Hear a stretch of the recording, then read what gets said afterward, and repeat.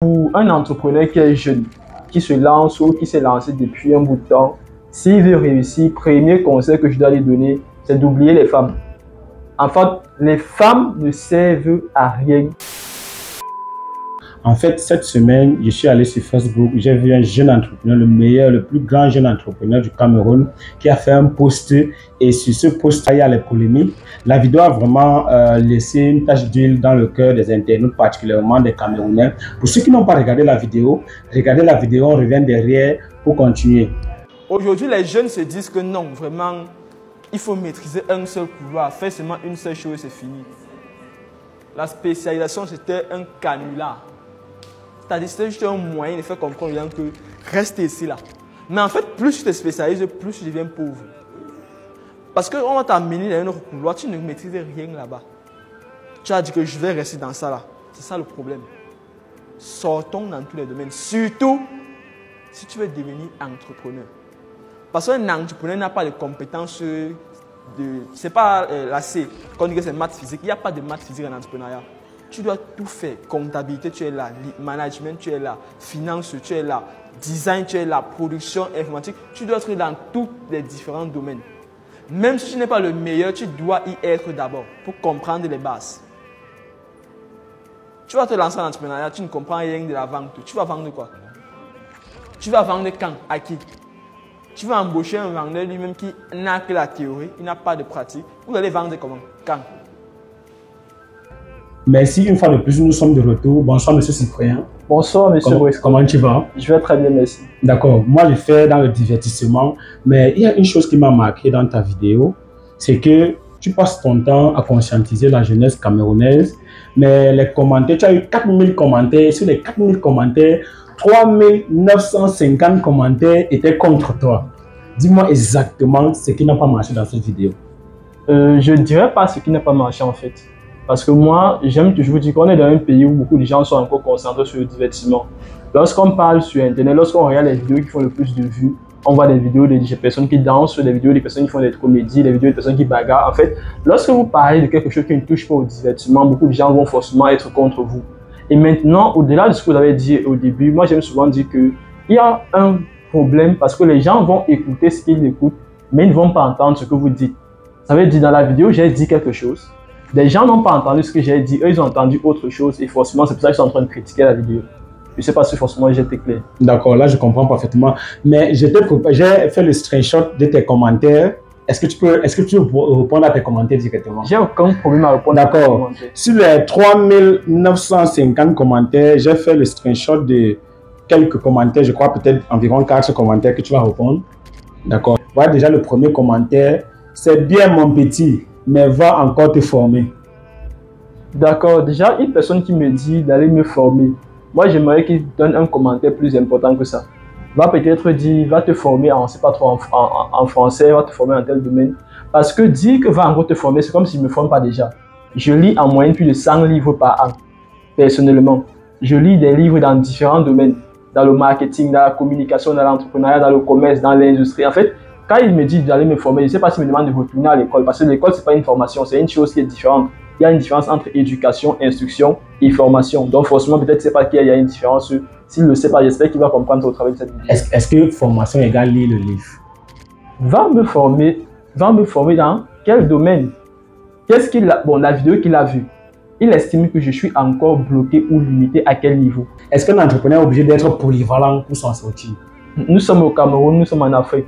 Même dans les entreprises, il n'y a aucune entreprise qui recrute une personne pour le poste en question. On va vous recruter en tant que secrétaire, mais vous allez vous retrouver à faire le travail d'autres personnes. Est-ce qu'une personne qui est dans un seul domaine, qu'on recrute, et il arrive dans l'entreprise, on a besoin de d'autres postes, on est obligé d'aller recruter d'autres personnes? Non. Vous êtes entrepreneur, vous créez votre entreprise, votre premier employé, votre tout premier employé, c'est vous-même. Vous êtes obligé de comprendre comment on fait pour attirer des clients. Vous êtes obligé de savoir comment on fait pour trouver les fournisseurs. Vous êtes obligé de savoir comment on fait pour payer les salariés. Est-ce que vous allez embaucher autant de personnes pour faire tout ça alors que vous venez de vous lancer? Non. Vous êtes entrepreneur, vous devez commencer par faire la base, faire les premières activités, vous tous. Avant de recruter une personne pour lui déléguer une tâche, en fait, tu dois d'abord avoir fait ça pendant un moment. Est-ce que tu le fais en commençant en recrutant des personnes que tu ne peux pas payer? Tu ne le peux pas. Parce qu'un entrepreneur ne va pas forcément dire « Oui, je suis entrepreneur, mais à la base, je suis dans le marketing. » Est-ce que si tu fais rien que le marketing dans ton propre business, qui va donc aller vendre le produit? Qui va donc gérer la partie service client? Qui va gérer la comptabilité? Tu es obligé de commencer par faire tout ça. Donc, je me demande bien, est-ce que la personne qui le dit, il est entrepreneur déjà? Est-ce qu'il a entrepris quelque chose dans la vie? Peut-être qu'il n'a même jamais ouvert une boutique. Même gérer une boutique, c'est très compliqué. D'accord, là je comprends. Maintenant, le deuxième commentaire. Tout ça à cause du chômage. Est-ce que tu penses que tu t'es lancé dans l'entrepreneuriat parce qu'il y a le chômage? Bon, déjà, je ne me suis pas lancé dans l'entrepreneuriat parce que je chômais. Je me suis lancé dans l'entrepreneuriat parce que j'ai estimé que je ne fais pas partie de la catégorie des personnes qui doivent aller demander un travail. Demander un travail aujourd'hui, moi j'aimerais par exemple parler du nombre d'étudiants. Il y a une statistique qui est sortie dernièrement. 76% des étudiants au Cameroun qui ont eu des diplômes derrière les 5-10 dernières années n'ont pas trouvé un travail. Est-ce que c'est parce que tu n'as pas trouvé un travail que tu dois prendre la moto? Est-ce que c'est parce que tu n'as pas trouvé un travail que tu dois te mettre à faire le commerce ambulant? Non. Maintenant, quelle est donc la solution? Tu peux commencer à démarrer une activité. Et démarrer une activité, pas forcément dire démarrer une activité où on va te voir comme tout le monde. Tu peux créer une entreprise et tout le monde peut créer une entreprise. Moi, j'aime souvent le dire, créer une entreprise ne demande pas d'être maïsien, il ne faut pas des milliards pour créer une entreprise. On peut créer une entreprise avec 100 000, 200 000, 300 000. Maintenant, tout dépend encore du type d'entreprise que tu crées. Aujourd'hui, on a le digital, on a les réseaux sociaux, on a Internet. Tu peux créer une entreprise que tu gères à partir de ton téléphone. Ça ne demande pas d'avoir le bureau pour faire ça. Mais est-ce que ces gens-là qui disent forcément que tout ça, ça coûte du chômage, savent qu'on peut créer des entreprises avec le téléphone? Est-ce qu'ils savent qu'il y a des gens qui gagnent plus de 300 000 par mois au Cameroun avec un téléphone? Ils ne le savent pas forcément. Donc, quand moi j'écoute un gars dire il y a cause du chômage, est-ce que je suis un chômeur? Non, mais j'embauche des gens, même les gens qu'on est en train d'embaucher, forcément on est encore obligé de les embaucher, de les former, de les montrer encore tout ce qu'il faut. Finalement, qu'est-ce qu'on veut? Le commentaire suivant dit ceci, que la spécialisation est un canular. Les chemins que vous développez dans le pays ici, tout ça pour impressionner ceux qui ne sont pas allés à l'école. Est-ce que tu es là pour impressionner à travers tes chemins? Je ne fais pas des vidéos sur Internet pour chercher des vues, pour chercher des abonnés. Nous sommes dans un pays, dans un continent où il y a trop de divertissement. Je l'ai dit et je vais le répéter. Les jeunes se divertissent assez déjà trop. Et il est temps qu'en dehors de ceux qui font du divertissement, par exemple, toi tu le fais, moi j'ai aucun problème contre toi parce que forcément, nous sommes tous sur le digital, mais forcément, c'est pas parce que vous divertissez les gens que nous qui éduquons, on doit rester tranquille. J'ai donc décidé autant pour moi de me lever et de dire, pendant que vous allez divertir, moi aussi je vais venir apporter ma part de contribution en rattrapant, en sauvant le peu qu'on peut encore sauver parce que la plupart forcément sont déjà égarés. Moi, je reçois des messages chaque jour des jeunes. Oui, bonsoir monsieur, j'aimerais créer mon compte TikTok monétisable, j'aimerais me lancer sur Facebook, sur YouTube. Je comprends qu'il veut se lancer, mais il veut se lancer pourquoi? Parce qu'il veut devenir influenceur. Est-ce que c'est normal que dans un pays où on dit que la jeunesse est le fer de lance de la nation, tout le monde veut devenir influenceur? Non. Et ça, c'est à cause des gens comme vous. Mais moi, dans cette vidéo, je n'ai pas un problème à répondre à cette question parce que forcément, il faut qu'on édifie les gens, il faut qu'on respecte le travail de chacun. Maintenant, à chacun de faire son travail comme il faut le faire. Ne fais pas ton travail en critiquant l'autre. Moi, je ne vais jamais te critiquer. Je n'apprécie pas forcément ce que tu fais, mais ton travail, c'est ton travail. Mon travail, c'est mon travail. Il faut qu'on apprenne à laisser les gens faire leur travail. Tu es dans un domaine, fais ton travail, ne fais pas le travail de l'autre personne. D'accord, ça marche. Maintenant, prochaine question. En fait, l'autre commentaire dit ceci. Je pense qu'avant de critiquer, il faut d'abord se renseigner. C'est bien un petit, mais il s'est déjà lancé depuis très longtemps et il a accompagné beaucoup de jeunes entrepreneurs. Il est même l'auteur d'un livre. Bon, je m'arrête d'abord là. Il est même l'auteur d'un livre. Est-ce que tu peux nous parler de ton livre? Bien évidemment, pour parler de mon livre, je vais simplement vous le montrer en image. Oui. J'ai écrit ce livre exactement, ça fait plus de 2 ans aujourd'hui. Oui. 2 ans que ce livre est écrit. On a à peine 100 Camerounais que je peux citer qui ont déjà acheté ce livre. Mais pourtant, ce livre a été vendu à plus de 1500 exemplaires dans différents pays, plus de 15 pays exactement. J'ai des gens qui ont acheté ce livre à Haïti, au Sénégal, à Dubaï, aux États-Unis, au Canada. Je ne les connais pas, on ne s'est jamais vu. Ils ont vu une vidéo, ils ont vu une publication de moi sur Facebook, sur YouTube, sur TikTok, parce que sur les réseaux sociaux naturellement. Et ils ont commandé l'exemplaire du livre. Mais pourquoi est-ce qu'en Afrique, on a du mal à avoir les mêmes choses? Combien de Camerounais lisent un livre chaque mois? Combien de Camerounais font au moins l'effort d'aller assister à des conférences? Quand je vois des gens qui disent, par exemple, ces gens qui assistent à ces conférences sont des idiots parce que c'est leur petit frère qui est debout et eux sont assis, est-ce que c'est parce que ton petit frère est plus éduqué que toi, tu ne dois pas être assis et apprendre ce qu'il est en train de te dire? Forcément, ce n'est pas le cas. Il faut qu'on change les mentalités en fait. Moi, j'ai marre de répondre à ces personnes comme ça.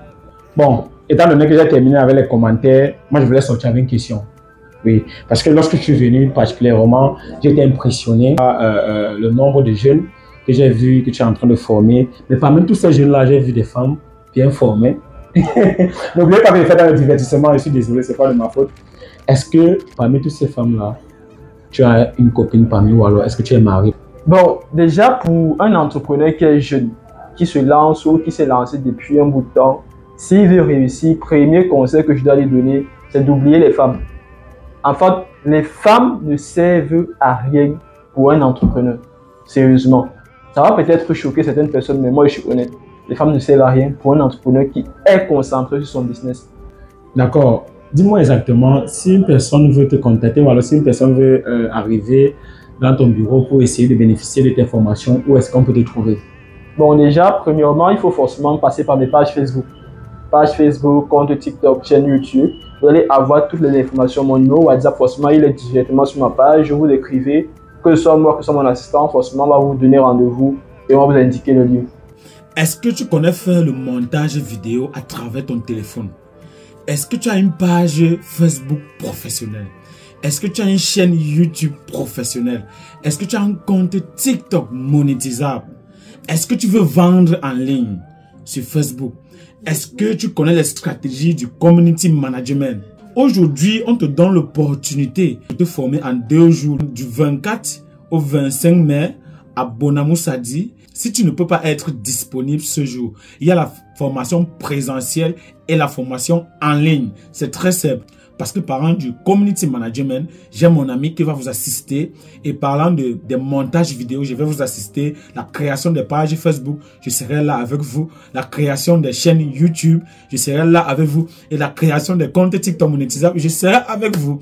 Donc, il est temps pour vous de se lever et de vous dire non, maintenant ça suffit. Il faut que ça change.